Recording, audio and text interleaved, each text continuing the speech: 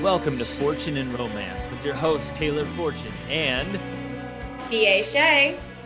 Good, and you?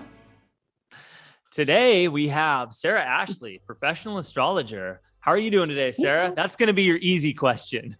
Okay, great. How are you guys? I'm doing great. I'm so happy to be here. Thank you, Sara. Yeah. You're welcome. All right, that was fun. Now I'm going to ask you to tell us something really dark, really personal, something that you've told very few people in your life, because we're breaking ice here and we're going to kick this off with a fucking bang. Okay.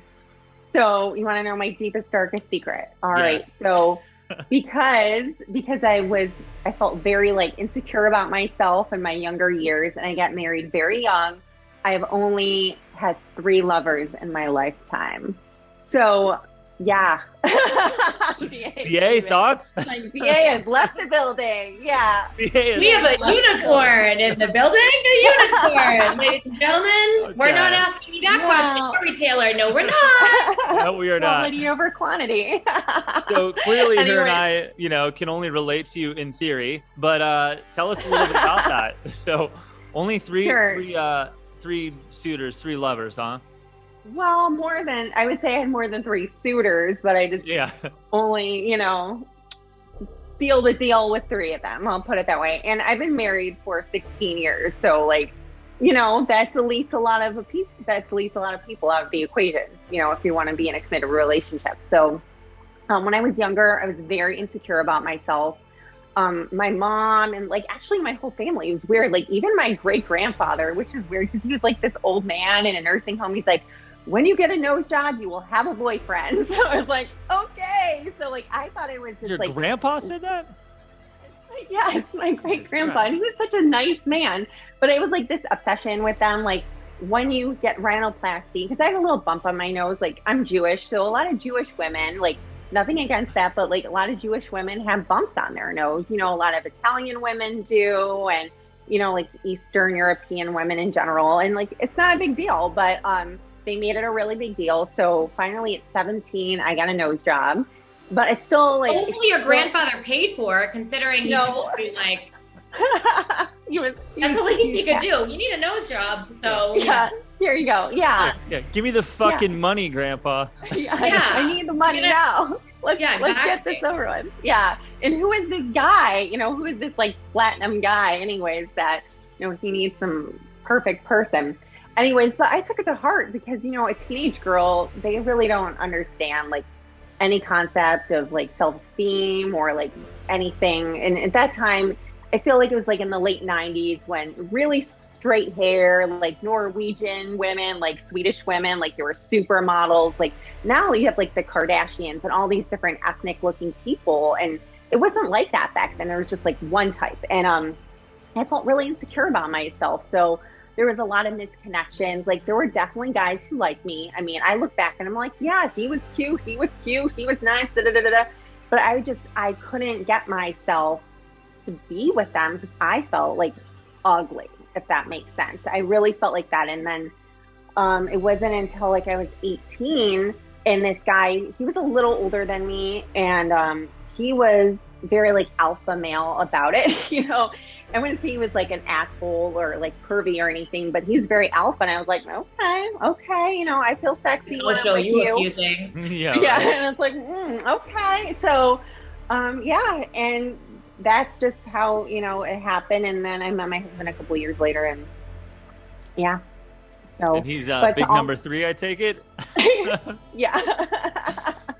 So I mean, and he was also very alpha male with me too. I felt back then I just wasn't as confident about who I am. I didn't stand in my power. And now it's it's very different because I feel beautiful now. I look at myself and I see myself for who I am, not who someone told me I was. So, I feel if I want to, give a message to anybody out there, especially people with 5th house Chirons and 12th house Venuses, you are beautiful and you do deserve to be loved. And I'll explain what that means. Do you guys want me to explain what that means? 12th house Venus, 5th house Chiron. If your grandfather tells you any different, tell him to fuck off. That's my advice. Keep going. Yeah, it's okay. For sure. It's okay. And BA's right. Like if a guy is like, ew, or whatever, you know, like just go. Just go. Because someone's gonna see you for who you are. Absolutely. Yeah. Yeah. Especially if it's matching. I would say like, if someone is just not, you know, your type, if you're just like going overboard with it, then, you know, you're not connecting the dots, then that makes sense. Like that person is not going to reciprocate. But, you know, if someone's like in your energy level and they just, it's unrequited, then keep it moving, So, yeah. It's interesting because I go back and forth between the things that are supposed to be will be, but also you need to fight for the things you want. It's kind of a weird dichotomy. I've never quite been able to unify those two things because there is free will also, and a lot of the things I have did not naturally fall into place. A lot of the things I have was a fucking uphill battle and things that I very much had to fight for and felt a lot of resistance. But the question is, does love fall in the same category as ambition and will, determination and drive? You know what I mean? Yeah, I think it kind of does, because when we're in like spiritual alignment, right? When we're in alignment with ourselves and the divine and our divine gifts, our divine power, then we're that much more attractive, and we love ourselves when we're actually in touch with like our divine gifts. And then we find other people are in the same wavelength. So yeah, it absolutely all goes together. I agree with you. I think you have to fall in love with yourself before you can fall in love with somebody else or allow someone else to love you.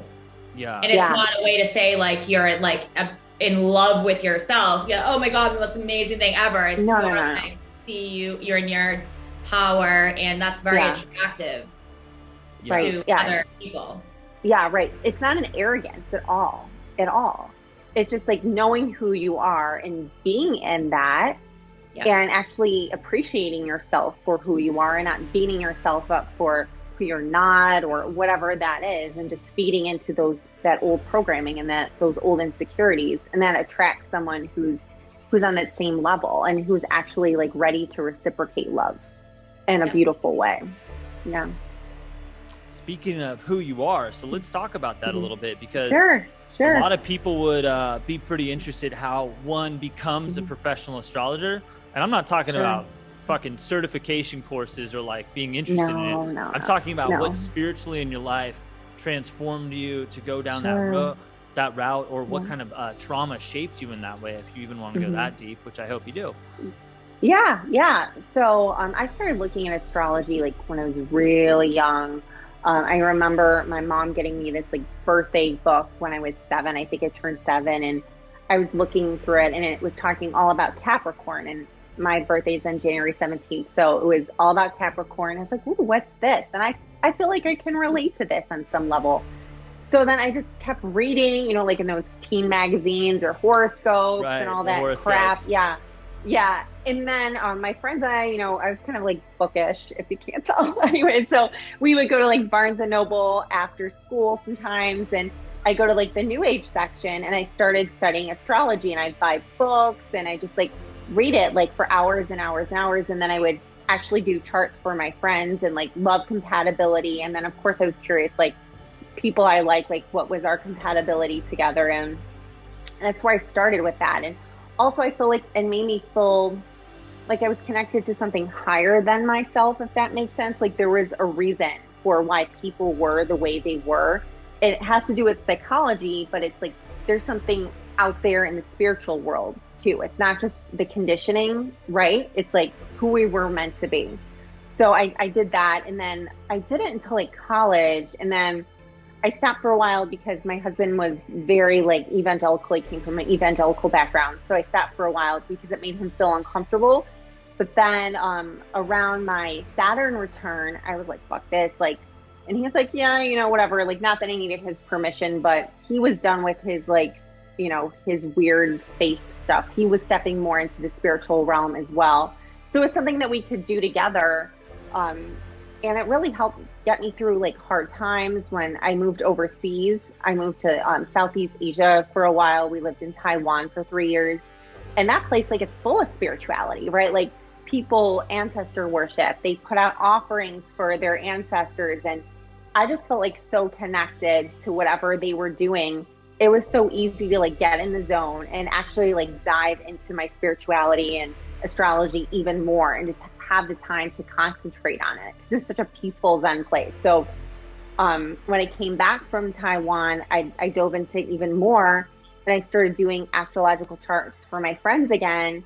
And then one of my friends is like, why don't you just like do this for a living? And I was like, you know what? I kind of don't like my job anymore. I was a teacher for 13 years. I was a high school teacher for 13 years. And then COVID happened, right? And like the school shut down. I was like, I don't have any like human contact with these kids anymore. So I just started questioning, like, what is my divine path? What should I be doing? Like, what is it that I need to be doing? So I dove right in and I put on my Instagram page and I started creating a website, and here I am today. So that was during COVID. Yeah. Recent then. Yeah, that I started putting my stuff out there. Yeah, I think it was like kind of in the spiritual closet before, because I think there's a taboo associated with astrology in society and like tarot and all of that stuff. There's definitely taboo. And a lot of people, especially people in education, like I still love them, they're my peers. I worked with them for years, but they have a tendency to do things like very much by the book and not looking at the outside world or like the higher realms at all. So I kind of stayed away from it for a while, even though I was doing it in private. With everything that's going on too in the world right now, it's really unfortunate. I know a lot of teachers that are actually, they've lost their jobs because they refuse to do something that they're being told to do. So now they're trying to figure out what they're going to do because they've been teaching for 12 plus years and that's all they know. So lucky for you, you have this and you can make a living off of it for the most part. And you're you found your purpose. Yeah, definitely. Yeah, I was going to say, I think all three of us are business-wise kind of products of the COVID transformation into the real digital age. We thought it was here before that, but then COVID really washed away the last vestiges of the brick and mortar business model and really brought in this final age where it's like, making money through a completely online format. Yeah, it's really cool. So it kind of changed the way we view entrepreneurship. How has that affected you, Sara? Definitely.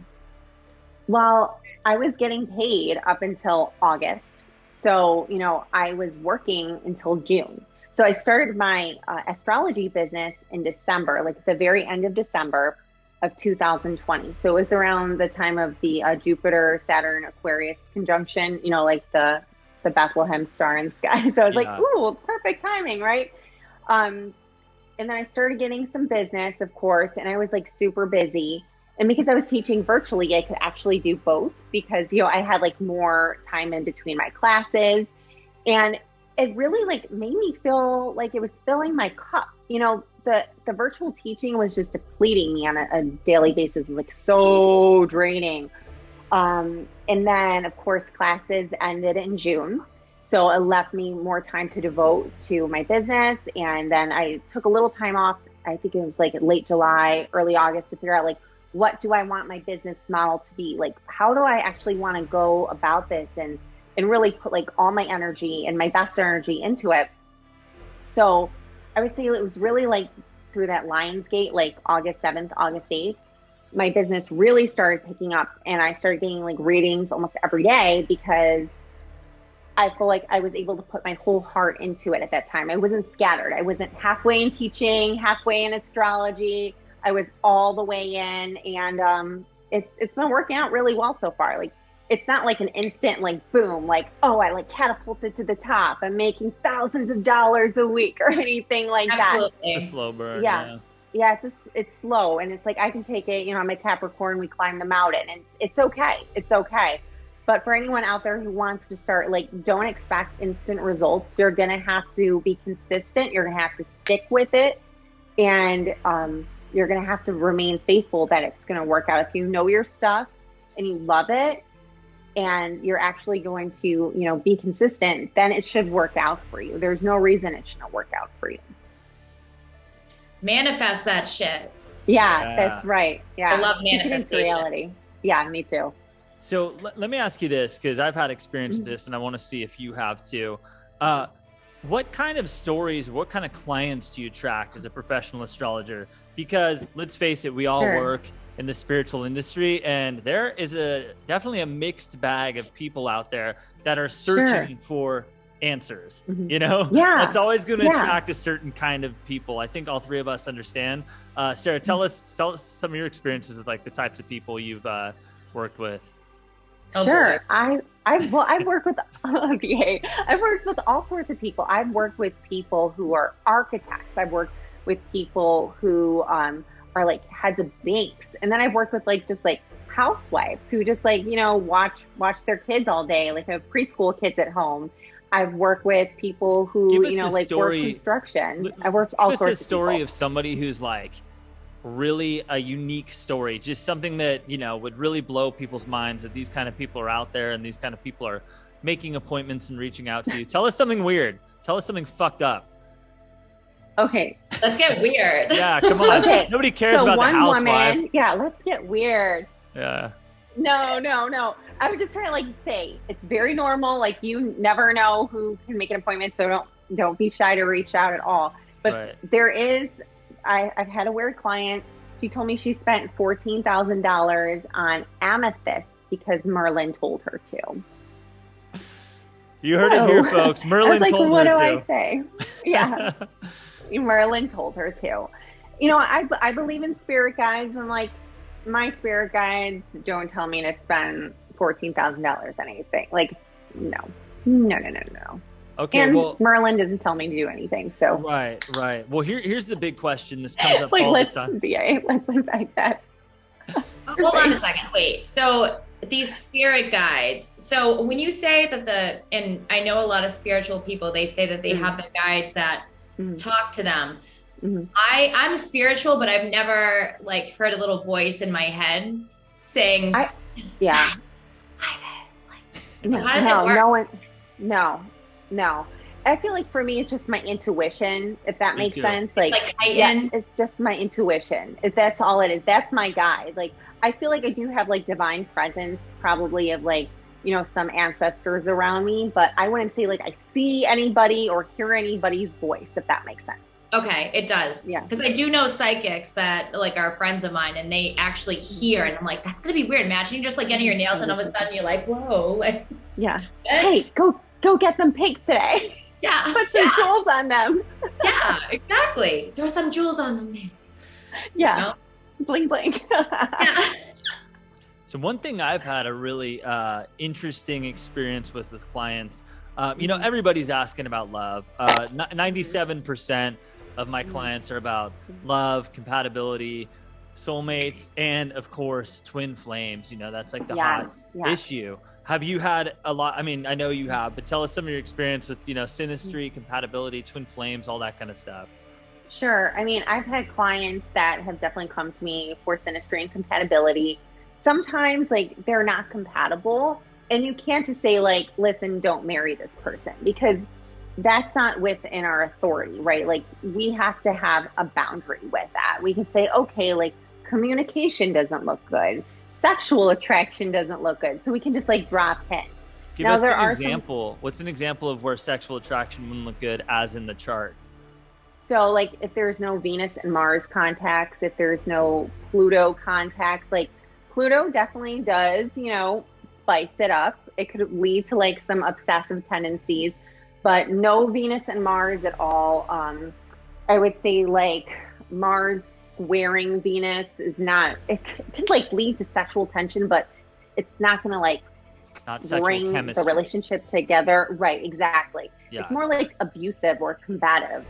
If Neptune is like on the Mars, it's never going to come to fruition. Or if like they have Mars and Venus in the 12th house synastry or 11th house synastry, because 11th house is about friendship.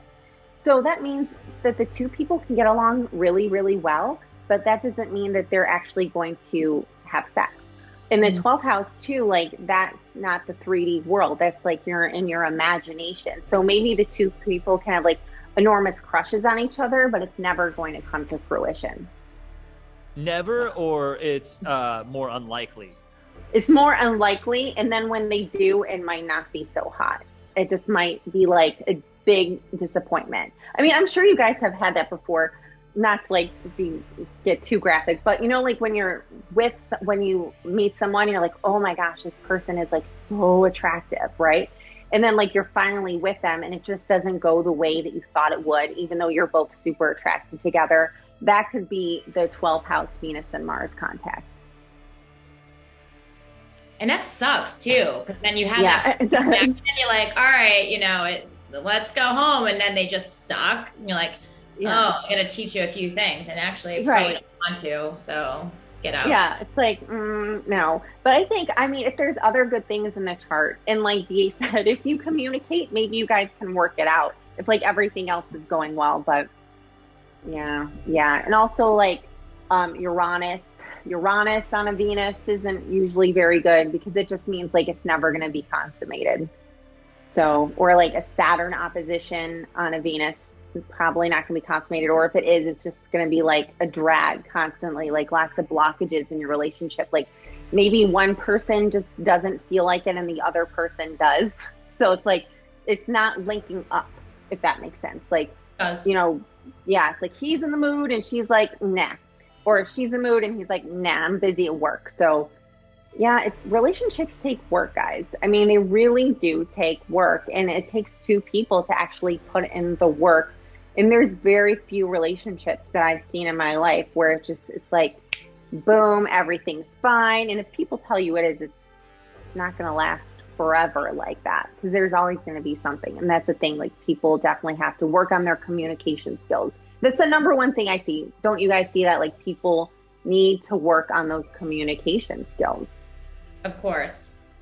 Yeah. And I feel like too, with like technology and how advanced we are right now as a society, I feel like a lot of people now are not having these deep conversations with their partners. I feel like they're constantly on Instagram or Facebook or watching us, which I don't blame you guys for watching us. But I think that they need to have a time where they shut their electronics off. If they go out to dinner, I see it all the time. I went out to dinner the other night. They're both like that. And they're just like, no conversation the entire time. Waiter comes over, they pretty much didn't even talk to the waiter when, hi, my name is Jim, I'm gonna be your waiter tonight. And they're just like this. Okay, so it's like, dude, like, no. It's such a turn off. No phones when we go out to dinner, or put it on silent, put it in the middle. I don't care what you have to do. Get a lockbox and a key. Talk to each other. That's your time. Yeah, definitely. I completely agree with you. I've seen people, I haven't seen, but I've heard like some people actually bring their phone into the bedroom with them, like not to like record sexy time, but like they'll. But you've never done that before? Well, you don't want to look through my phone. Well, I'm just curious. We were talking about recording. I didn't know if you guys recorded anything in your past. I'm afraid of it getting out there because people hack into shit. That's know? True. Yeah. Even with smart TV in my bedroom, I'm like afraid. I feel like I need to get one of those little privacy things that scroll over, like the. Oh yeah. About. I have some thoughts on that though. I believe that it's so prominent now that it's like. There's nothing to even worry about. Like if we're worried about like, mutually assured destruction, like somebody hacking into your phone, it's like every fucking phone across the world has porn on it. It has like, that's true. It's our entire dark closet. Like, it's not like I found one phone and there's all this weird shit with like some dude and his girlfriend. Like I don't know anybody it's just who common doesn't. Now is what you're so saying. Common. Everybody I know has all kinds of shit all over their phone. So it's almost like, who cares? If somebody hacks my phone and finds pictures of exes or whatever, I don't know. Oh, well, there it is, dude. Let me see your fucking phone. Here I am. Yeah. I don't know what to tell you. Like, it's I don't know. We just have to be honest with the world as it is. And Yeah. I see what you're saying. Yeah, I do. Yeah. It's just like my husband's because I'm not going to say what he does, but if something came out, he would be fired. Completely fired. Yeah. Because some jobs, like it doesn't matter, right? I'll put it that way. Yeah, it doesn't matter. I don't think it matters if you work at Badass Lashes, whether you have a sex. No, it's a straight orgy 24/7 at this residence. I love it. Yeah, but it would be in the newspaper. Right. So gotcha. That's a completely different story. Yeah. So I'm like, okay. But anyways, what I was saying is some people bring their phone into the bedroom and then they start like texting while they're in bed. I've heard that. I've heard people pick up business calls while they're fucking. I'm like, what the hell kind of sex are you having if you're talking to a business call when you're fucking? Like, what kind of, I don't understand what's going on. The numbers seem really great. I'll take the deal. Oh, yeah. Oh my God. Oh, terrible. That's crazy. If someone ever did that to me, I'd be like, listen, I need to like, you know, change the game here and learn a few things. If you're taking phone calls. Oh, that person be on the fucking train to Dumpsville. That's it. That's what I'm saying. That's it. Goodbye. It's like, yeah. No, just no. So obviously as an astrologer, like doing synastry, twin flame stuff, you know, you have to break some bad news to people when it looks like it's not a match. What are some other types of stories that you've had with like doing those kind of twin flame type compatibility synastry readings? Yeah. So some people, like, they don't understand the concept of twin flame or soulmate very well.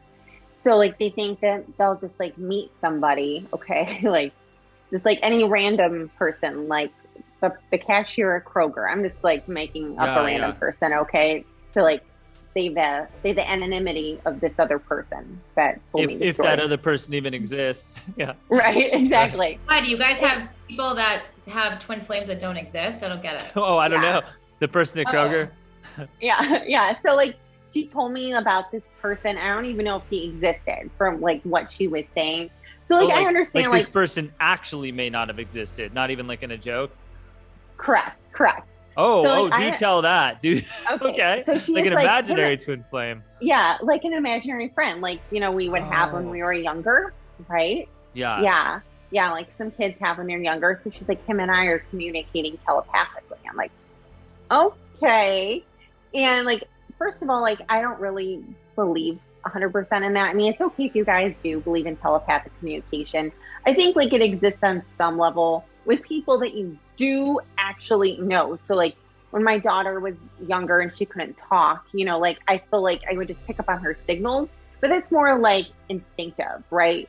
Being an intuitive empath, not just like some weird psychic, like astral projection. Now, if you guys live in it, like it's a few, I'm not like knocking it, but I don't personally believe in that. Like that I can just like program my thoughts into BA or Taylor, like, you know, what am I thinking? I'm sending my thoughts to you. I don't believe that personally. Go ahead. But this imaginary twin flame person thought they were astrally communicating or telepathically communicating with somebody that you didn't even believe existed? Correct. Okay. What's their story? What I don't know. Wait, did they have a name? No, they did not give a name because I just did Merlin? The birth chart reading. No, it wasn't Merlin. Okay. But maybe it was. I mean, you never know. So yeah, it was just like, okay. So I was like, okay. And I like redirected her back to what we were doing, which was not the twin flames reading, but she was just telling me about like, like I told her something about her chart. She's like, that makes sense because I telepathically communicate with this twin flame. And then the way it sounded to me, like, he might not have even existed, or it's just like some rando that she saw someplace. What about diving into a little deeper spiritual territory, the idea that it could have been an incubus or a succubus or actually some kind of entity? Have you ever dealt with anything like that? I've heard of people tell me that kind of stuff, you know, like that they've been demonically attacked and that kind of stuff. And like, that's not up to me to take off of them. I think a lot of that is in our own minds, right? So there definitely is dark energy out there, and that's up to us. Like, do we want to tap into dark energy or not? I feel like it's a personal choice, just like any choice that we make on a daily basis. Like, okay, you know, I'm going to wake up today. Well, yeah, I can just eat shit all day and lay around and not check my emails and not check my text messages, and that's a dark choice. And then eventually it's going to lead to depression. So that's kind of how I see it. Yeah, for sure. Yeah. Okay, well, I got a clearing the other day by one of my friends. She told me that she felt some dark entities on me, but I guess everyone has entities on them from what she told me. I don't really know much about it, but I know a little about it, but go ahead. You? Yeah. Yeah. She told me too, you know, when you go out and if you drink spirits, you know, alcohol, then, you know, alcohol. You're susceptible to other people's energies getting onto you. And sometimes, you know, you need to do these clearings. It's just like cleaning house. It's like going to do a juice cleanse once a month. Yeah. It's not even, it's not even other people's per se. It's, it could be otherworldly entities. It could be parasitic entities from other dimensions is the idea. Right. She told me that. And even exchanging any type of sexual energy with another person, that's also, you can get what they have.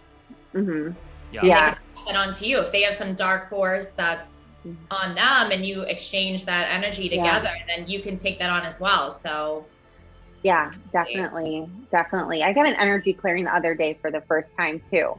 And she was telling me it was like a lot of stuff from my childhood and past lives as well. And then it was like, it started triggering off memories. Like, oh yeah, that makes sense. I did feel a lot better afterwards. Do you feel better, BA? Do you feel like lighter? Yeah.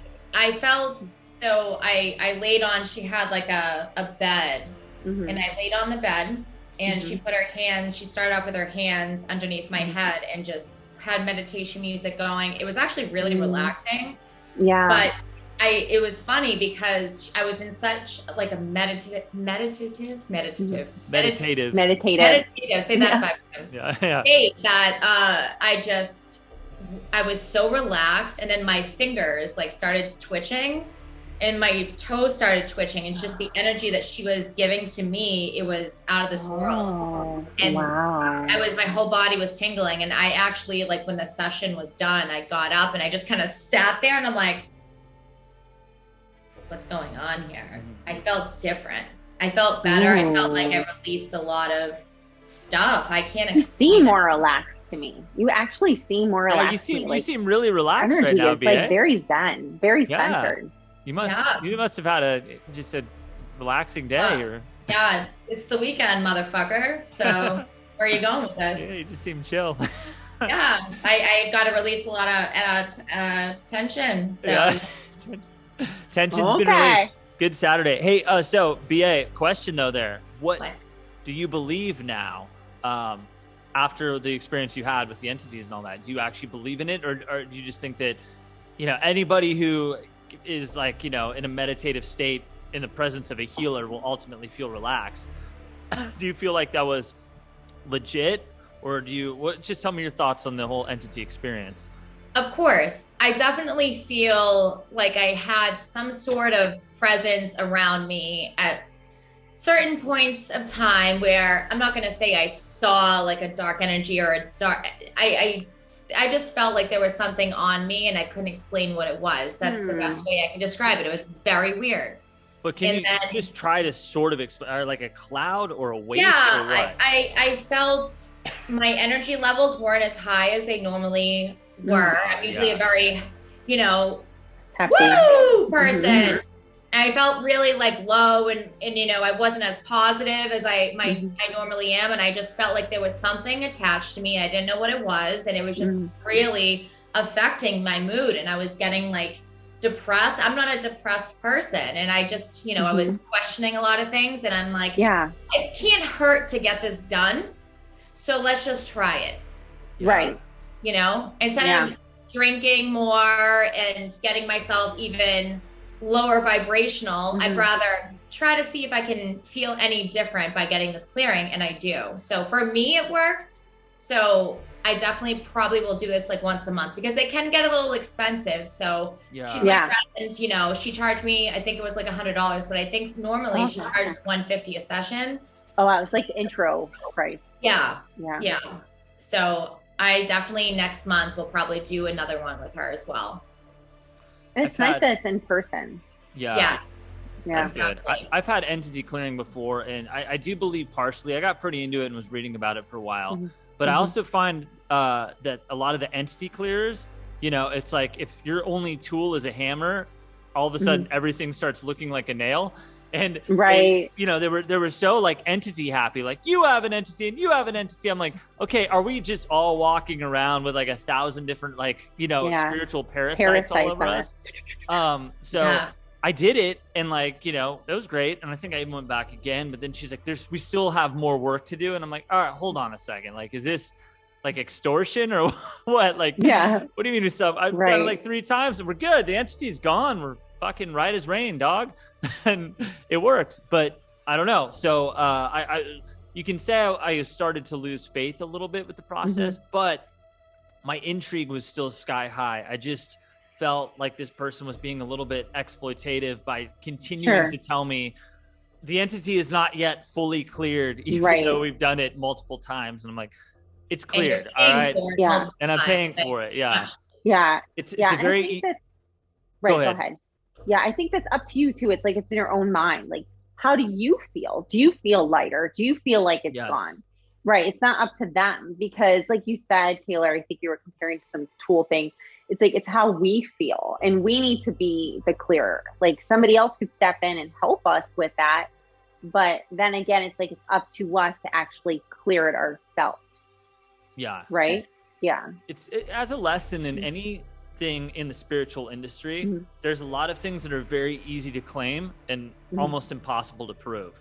And I think all of us are not necessarily scientific people. We don't need like proof of evidence or anything like that. But at the same time, you really have to use your own intuition to know if somebody is looking out for your best interest or they're just taking you on a ride. And people offer you, especially in the twin flame industry, there's an entire market for attracting, the divine masculine to you. There's techniques, there's classes and all that.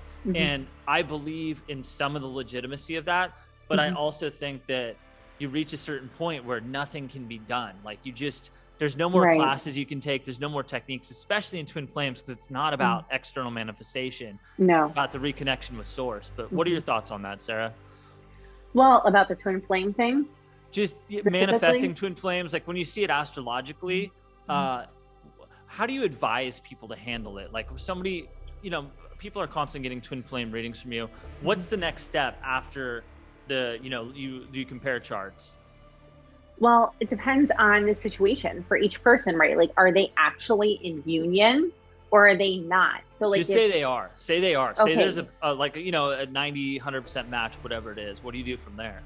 Well, like, I feel like that's up to them, right? Like, now they know, right, that they have this beautiful divine union. And so I encourage the people, like, listen, like, this is very rare. It's very rare. Like, how often do we see that? I actually don't see it often at all. So like, I'm like, oh my gosh, this is so amazing. Like, you guys have this, please stay together, like, don't run away from this person. Don't chase this person. Like, you guys have to find your higher purpose together, because twin flame unions, that's what it's all about. It's about, you guys are supposed to create something together that's amazing. You have this beautiful higher purpose. But if they're not together, like, and they know them, like, it's not an imaginable, fictional, whatever. I have a twin flame. Yes. Right. I mean, Merlin. We all do. It's Merlin. It's the wizard. It's the Wizard of Oz. Yeah. Mine's Glinda or whatever the Glenda the Good Witch. Glenda the Good Witch. Yeah. Yeah. Yeah. Well, that's better than the Wicked Witch from the West, right? Right. Anyways, yeah, that could happen too. There's a twin flame for everybody out there. But if they're not together, all right. So I'm just like, okay, you have to stand in your power. You cannot just like go after this person and force them. Now you can go after them to a certain point, but you can't become a stalker. So it's like there are boundaries. People have to learn healthy boundaries in their relationship as well. And if it's like some situation where they're living super far away, I'm like, just meet. Like, you guys just have to meet and see what happens, and actually have to bring it into physical union. So you actually can feel the bond and the depth of your love. I've never had a twin flame experience. I'm going to be very honest with you. Like, I have never met my twin flame. So yes, they are imaginable or imaginative, but that doesn't mean like I imagine them. It's just, I don't know how that feels. So it seems like it's very like extremely powerful, like an intoxicating situation. I've never been through it before, but I definitely like to hear about it. It's a unique situation because think about how many people there are on the face of this planet and hardly anybody has met their twin flame. So you can have multiple soulmates in your life. Correct. So how does it relate to twin flames? Can you have multiple twin flames, or is it just like one twin flame that is It's yours? Just one. Just one. Just one. Okay. Mm-hmm. I don't even believe in the definition of a false twin flame. I think that's total nonsense. I think there's the idea of where that definition came from is because there's people that can feel like your twin flame. And that could be anybody. That can be multiple people that feel like you're a twin flame. But there's no such thing as, well, now I've met my false twin flame and soon I'll meet my true twin flame. There's just your twin flame. And then there's people who are not your twin flame. So it's only one. It's extremely rare, much rarer than Instagram or YouTube would have you believe. And it's the purpose of the experience is to reunite you with Source. It's a divine experience. It has nothing to do with romance, although that could be part of the journey. But the ultimate journey is about self-love and divine love. And then the cosmic union is a byproduct of that. I see more karmic partners than anything. Yeah. A lot of karmic partners, a lot of toxic relationships, and how they're just reliving this toxicity over and over and over again, and they can't stop. And that's difficult to see as an empath. It wears on my heart. And I've been through a karmic relationship, and it was terrible. I'm like, I'm not going to go into too many details on here, but it's terrible. Like, give us a detail. Well, he was a lot older than me, and I figured out, and this sounds very mystical and magical, but in my past life, he actually, and it was funny because the energy clearing person figured this out right away. I didn't even say anything. In my past life, I was sold off to him, like as a bride. Wow. From my father. Bride? No, not like that. Hey, hip bride. But, yeah. So, I felt like entitled or something to live it out again. And it was weird. It was like when I'm kind of abusive, not like physically abusive, but mentally abusive relationship. That was my before this too. Yeah. Yeah. Very upstairs abusive. It was bad. Yeah. It's like they know how to mind fuck you. They know all the buttons to push. And then all their buttons to push. Yep. And it feels that feels intoxicating too. That's not twin flame, because in twin flame, it's not that button pushing as much. It's like, it's almost a revenge with a karmic relationship. It's like, you want to like have sex with them, but it's like angry sex, revenge sex. Yeah. That's the best way to put it. Yeah. Yep. I see a lot of that. People get addicted to these karmic relationships. And the worst part is they can't get them out of their lives. Because like the sex is so addictive, they can't get them out. And they'll cheat on their partner, like their marital partner or their boyfriend or their girlfriend or whomever, or their fiance with this person for years and years and years and years. Like it can go on for 10, 15, 20, 30 years. It's amazing seeing that. Wow. Yeah. Dramatic. Yeah. I'm sorry. I'm not going to talk about my ex because I have court coming up, so we're just gonna. That's okay. Okay, that's fine. That's about as karmic as it gets, right? Yep. Yeah. Court. Yeah. Well, so really, you get a lot. You run the whole gamut of experience in the spiritual community with the type of people you deal with. Obviously, it's always a little more interesting to talk about the more extreme stories, but let's do something just so I know a lot of people listening don't know a ton about astrology here, so let's just do something really simple to wrap it up. Okay, sure. One of the things that comes up most in what everybody knows about astrology, what all horoscopes are based on are sun signs, but the kind of the next level that people know are the trifecta, the sun, the moon, and the rising. If you're interested, Sara, maybe I can, me and BA can tell you our sun, moons, and risings, and you can tell us a little bit about what that means. And tell the people out there. So I'll start. I'm a Leo sun, I'm a Scorpio moon, and I'm a Libra rising. So what kind of as an astrologer, what does that mean to you? Sure. So Leo suns, they're very playful. They like to be center stage. They like to get shit done. Like Leos aren't lazy people at all. And they definitely like to be the boss. They're leaders. You know, they're the lions. But with that Libra rising, I feel like it probably softens. Yeah. The Libra rising probably softens the Leo a little bit for you. Not in your leadership role, but just the way that you come across, because the rising sign is how we come across to people, that first impression. So it makes you a little bit more gentle, because Libras are gentle. They're very elegant. I don't know if you want to be called elegant, but elegant's actually a nice adjective. So with both the Scorpio Moon, I've got mixed feelings on elegance. So. Elegant, okay. Elegant lion. Yeah, I know. I don't know about an elegant lion, but how about so elegantly. Yeah. How about a sophisticated lion? We're getting warmer. Sophisticated. Yeah. Okay. Yeah. Okay. Also fashionable. Libras are very fashionable. They dress nicely. Yeah, they carry themselves very well. So getting a fashionable, sophisticated lion. Are you wearing your short shorts right now, Taylor? Do you want to give the audience a spin? No. I'm wearing a really cool bottom layer that's you'll see it in the director's cut. You're not wearing any pants right now. That's the beauty of being on this right now. Like, you don't know if we're wearing pants or not. I know, man. It's party from the waist down, It's a secret. It's a secret. That's how we roll on Fortune and Romance. It's a pants broadcast. Taboo. Okay, so the Scorpio Moon that Taylor has, like Scorpio Moon feel things very, very deeply, because the moon is made out of water. Scorpio is the deepest water sign. So it means like when Taylor falls in love, it's very deep for him. Like, he is not the type of person just to run away, but he's like very deep within his emotions. But I would say like Scorpios are cautious as well, because they like to investigate. So it's not just going to be like anybody. Some people fall in love with everybody that they meet, but Scorpio moons don't do that. It's like, they're very monogamous. I would put it that way. Very monogamous. Does that sound right, Taylor? Maybe did I hit the nail on the head? Monogamous with a hint of investigative, with a mix of a lot of obsession. Obsession. Why are you so obsessed with me? Yeah. That's right. Hopefully healthily so. I don't know. I've learned to control it. I think post Saturn return, when we kind of get more in touch with ourselves.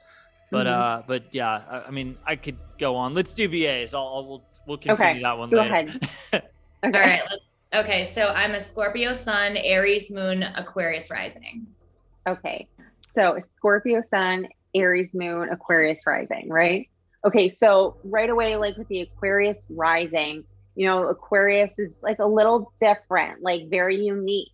They're not, they're not clones of everybody else. So I think you have your own unique style. People see that about you right away. Like even the good and you thing that you do, that's like original to you, because Aquarius is extremely original, but they still want to bring people together, even though like they're somewhat aloof, like they're not like warm and fuzzy, like mom type. So people want to be around you. And I'm sure like, you know how to bring a group of friends together very easily. You said you had Scorpio Sun. So Scorpio Sun, very sexy, very sexual, very passionate. Yes. Yeah. Yes. Yeah. I want what she's having. Like tuna sandwich. Yeah. That's right. Very attractive and kind of mysterious. You have a little bit of that mysterious edge to you, because the sun is like how we shine. And of course, it's like, I don't know what house your sun is and everything like that. And when you get a reading from me, I break that all down. So, and then your moon, you said Aries Moon. So like Aries Moon could just be like, his moon is our feelings. They can kind of like come off as combative sometime. Like they can just like get you right away. Like their temper could just flare any minute. They're kind of unpredictable. And you don't want to get in a fight with Aries Moon, because they'll take you down. They'll take you down quickly. So yeah, I could see you getting a little volatile. My cutoff game is really strong. I'll tell you that much. I feel like more, instead of like being physically, like if I'm mad, like I'll right now as I'm older, I'll kind of take all that energy and maybe like go to the gym or something and like punch, a punching bag or whatever. But definitely my cutoff game is strong. If you do something wrong to me, I rarely give second chances. I'll just block you. My block list on my phone is expensive, and I'm just done. And you can just cry yourself to sleep the rest of your life. Yeah, Aries Moon can be cold. My husband has Aries Moon, and once he's done with someone, he's done. It's like scary. He just gets that, and he's out. He's like, I'm out. I'm like, you don't feel bad about? You don't miss this person? Like, no, I don't miss them. Goodbye. Like they never existed. And a lot of people can't handle that. They're like, wait, how did you go from loving me yesterday to hating me today? It's very easy for me. Yeah. Yeah. I know. Aries Moon, it's over. As I'm smiling, I'm like, I fucking hate you.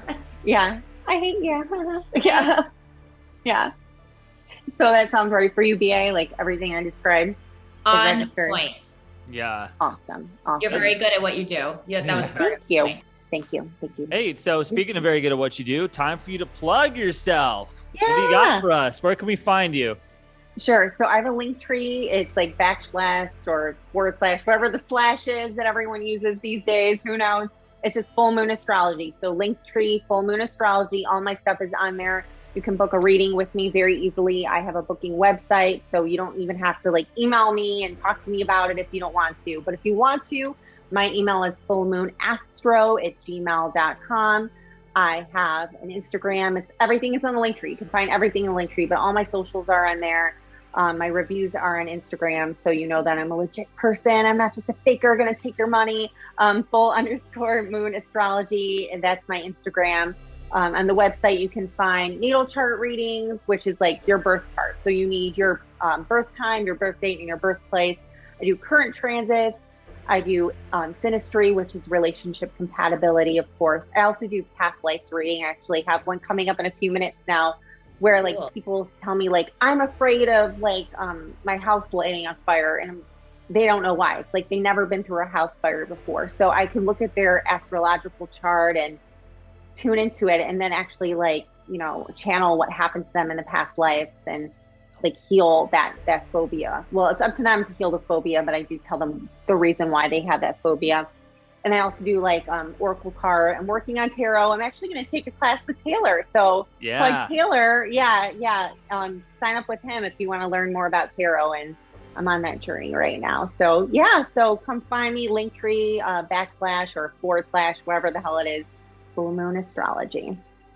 Wow. And we can also break the fourth wall here and let people know that Sara and I actually have an astrology show called Cosmic Love, where we do live on-air synastry matches of couples or crushes or nobodies if they're invisible twin flames. So well, you got to get a birth date. We have to have a birthday. We have to have birth information. We do have to have birth. So the imaginary person has to have a birth time, a birth location, all that stuff. But we do it live on the air, radio style, where we just do it in real time. So we'll talk about Cosmic Love another time, but that's just another thing we have going on. You guys have to tune into that, and that's also on my Linktree. It's going through Taylor's YouTube right now, so you should subscribe to him. And BA, I know that you have your product, so we should plug you too, since Taylor and I plug each other. Yeah. So I started during COVID, Badass Lashes, and I have an astrology collection, and I obviously have a business page as well. It's Badass Lash US, and you can also buy my lashes. It's badasslashus.com, and I also do local deliveries around Boston as well. Oh, nice. So definitely check me out online. I'm wearing my water sign lashes right now. Yeah, those are gorgeous. I noticed your lashes. I'm like, I gotta get some. I've always been afraid to put things in my eyes like that, but you'll have to talk me through it. I absolutely will, girlfriend. I have all the tools you need to make them pop. Awesome. Love it. All right, and then I'm Taylor Fortune. You can book a life coaching session with me, tarot, astrology, or even fitness consultation. I call myself a mind, body, spirit coach, and just book that at taylorfortune.com. All right, everybody. Sara, thank you so much for being here today. Check her out. She's great. And we will see you guys next time. Thanks, guys. Thanks for having me on. Bye, everybody.